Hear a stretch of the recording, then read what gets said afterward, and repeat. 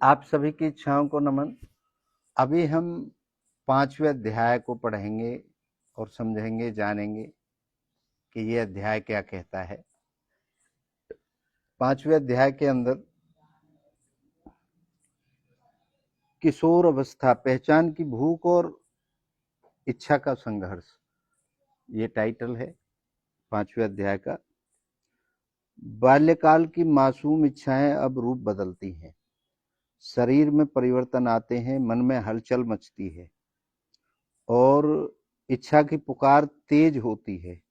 यह किशोर अवस्था है, जहां इच्छाएं अब केवल खेलने या जानने तक सीमित नहीं रहती, बल्कि वे अब एक प्रश्न बन जाती हैं। मैं कौन हूं? यह पहचान की भूख सबसे तीव्र, सबसे उलझी हुई और सबसे निर्णायक इच्छा। किशोर अवस्था में ज्यादातर प्रश्न उठते हैं, जानने के, अपने आप को, अपनी ताकत को जानने के, अपनी इच्छाओं को जानने के और उनको पूर्ण करने की तीव्र ऊर्जा होती है किशोर अवस्था में। ये फैक्ट है।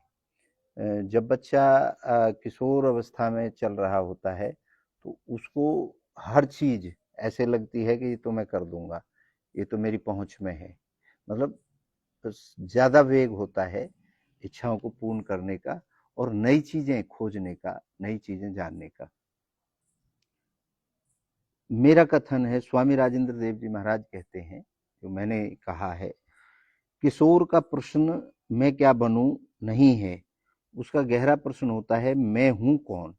यही प्रश्न उसे समाज, धर्म, विज्ञान, भावनाओं, प्रेम, क्रोध, विद्रोह हर स्तर पर ले जाता है। वह भीतर से एक सृजन करता होता है, लेकिन समाज उसे अनुशासित देखना चाहता है। वह उड़ना चाहता है पर उसे बांध दिया जाता है। किशोर अवस्था में जिज्ञासाएं, इच्छाएं बहुत विराट रूप में होती हैं और वो उड़ना चाहता है। वो मतलब कुछ ऐसा करना चाहता है जो अभी तक नहीं हुआ है, लेकिन जो समाज का ताना बाना है वो उसको पूरी तरह से कंट्रोल कर देता है, उसकी सीमाएं बांध देता है। इस अवस्था में इच्छाएं दो ध्रुवों में बट जाती हैं, दो हिस्सों में इस उम्र में बट जाती हैं इच्छाएं। बाहरी आकर्षण और भीतरी पुकार।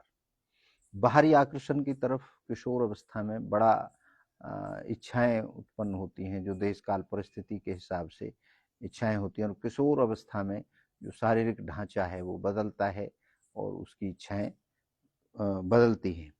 और जो भीतरी एक अलग से एक पुकार होती है, उसको मोड़ दिया जाता है, उसको बांध दिया जाता है समाज के द्वारा। एक और फैशन, दोस्ती, प्रेम, प्रतिस्पर्धा और आत्म अभिव्यक्ति की चाह। एक और तो फैशन करना है, प्रेम करना है, प्रतिस्पर्धा करनी है, उससे आगे बढ़ना है, इस तरीके की इच्छाएं होती हैं। और दूसरी ओर जीवन का उद्देश्य जानने की अनकही बेचैनी, कि जीवन में मैं क्यों आया हूं, क्या करना है मुझे, क्या बनना है। ये एक दूसरी जिज्ञासा, दूसरी इच्छा जो रहती है, तो यह जानना चाहती है, जो भीतरी आंतरिक इच्छाएं होती हैं। और ये जो मैंने पहले बताई, ये बाहरी परिवेश में उत्तर होती हैं। मनोवैज्ञानिक इसे आइडेंटिटी वर्सेज रोल कंफ्यूजन की अवस्था कहते हैं, जब किशोर स्वयं को एक भूमिका में ढालना चाहता है पर असमंजस से भरा होता है।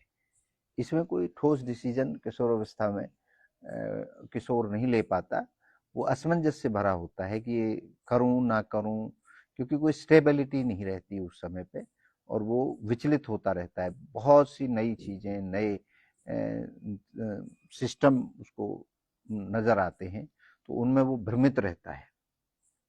पौराणिक दृष्टांतों में एकलव्य इसका प्रतीक है।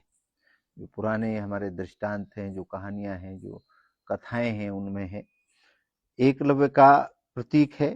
गुरु द्रोण को पाने की इच्छा त्याग और आत्म बलिदान का मार्ग बनती है। कृष्ण किशोर अवस्था में ही मथुरा जाकर अत्याचार का अंत करते हैं। यह साहस और पहचान की उच्चतम अभिव्यक्ति है। ऐसे उदाहरण बताते हैं कि यदि किशोर को उद्देश्य मिल जाए तो वह चमत्कार कर सकता है। तो वह बिल्कुल अलग, अगर किशोर को उद्देश्य मिल जाए, जैसे एकलव्य ने गुरु द्रोण को टारगेट करके और धनुर्धर बन गया था, और वैसे ही कृष्ण जी को किशोर अवस्था में ही उसने अत्याचार का अंत किया था। अगर कोई उद्देश्य ठोस किशोर को अगर आप दे दें तो उसमें बहुत बड़ी क्रांति हो जाएगी, बहुत बड़ा चमत्कार भी हो जाएगा, बहुत बड़ा बदलाव हो जाएगा। लेकिन आधुनिक समय में यही अवस्था सबसे अधिक भटकाव वाली हो सकती है। आज मशीनी युग है और मशीनी युग में ये उम्र सबसे भटकाव वाली है। सोशल मीडिया तुलना, दबाव, कैरियर की चिंता और प्रेम की अधूरी समझ इच्छाओं को भ्रमित करती हैं। परिणाम स्वरूप आत्म भीतर की इच्छा है वो चिल्लाती है, कोई मुझे समझे। दुर्भाग्यवश उसे ताने मिलते हैं, मार्गदर्शन नहीं। आज इतना सोशल मीडिया और उसके माध्यम से इतना वर्गल सामान मिल रहा है, और वो अंदर की जो इच्छा है वो दिशा चाहती है, लेकिन उसे मार्गदर्शन नहीं मिल पा रहा। तो उसके लिए उसे अगर मार्गदर्शन कर दिया जाए ठीक से तो वो बहुत बड़ी क्रांति ला सकती है।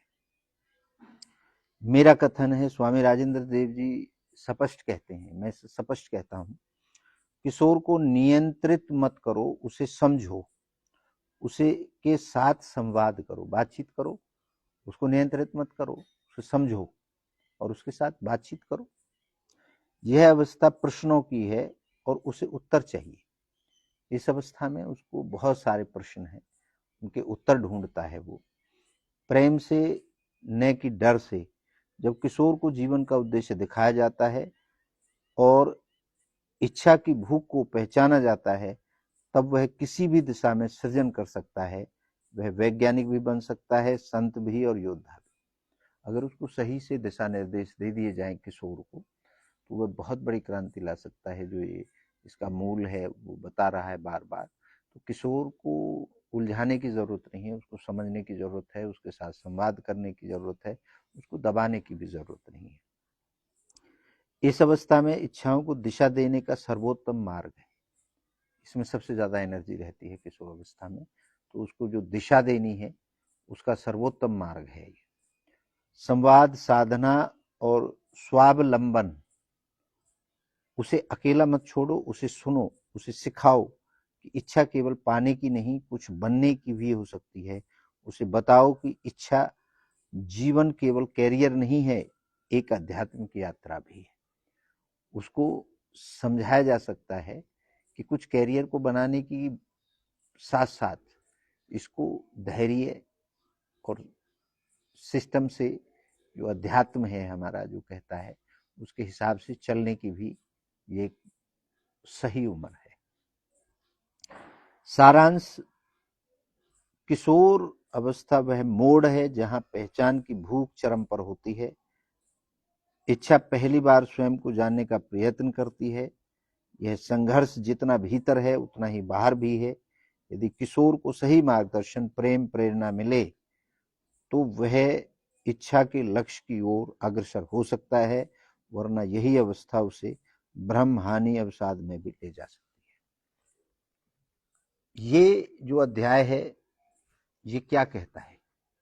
ये किशोर अवस्था को किस तरीके से साधना है, किस तरीके से उसे दिशा देनी है, किस तरीके से उसको संभालना है, क्योंकि यही वो उम्र होती है जहां पर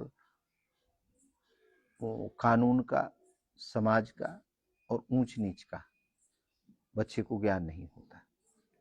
और उस समय अगर आप उसका सहयोग नहीं करेंगे, उसको समझाएंगे नहीं, उससे वार्तालाप नहीं करेंगे, तो वो गलत लोगों के साथ बैठना उठना शुरू कर देगा, गलत दिशा में चला जाएगा। और फिर वो डिप्रेशन, अगर उसकी इच्छाएं पूरी नहीं होंगी तो डिप्रेशन, क्योंकि पेशेंस उसको होगा नहीं उस उम्र में, और बहुत सी बीमारियां उसको घेर लेंगी। और हो सकता है वो किसी ऐसे ग्रहों में भी चला जाए जो ग्रह समाज के लिए और हमारी आने वाली नस्लों के लिए और हमारे कानून के हिसाब से जो गलत दिशा में काम करता हो।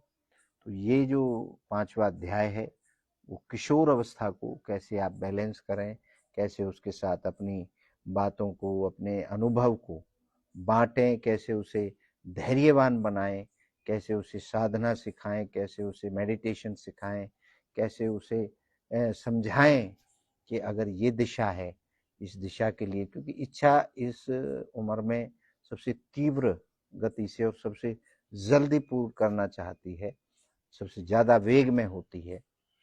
तो इसमें बड़ी संभलने की जरूरत है और इसमें माँ बाप का बहुत बड़ा रोल है, गार्जियन का बड़ा रोल होता है इस उम्र के अंदर बच्चे को साधने के लिए, क्योंकि उस समय शरीर में भी बदलाव होते हैं, नई नई इच्छाएं जन्म लेती हैं, यौन सुख के लिए वो तैयार होता है और भटकता है, प्रेम की चाहत रखता है, और उस दिशा में अगर उसके साथ में कोई भी किसी गलत डायरेक्शन में अगर वो चला जाता है तो वो उसके लिए बहुत बड़ी जीवन में हानि हो सकती है।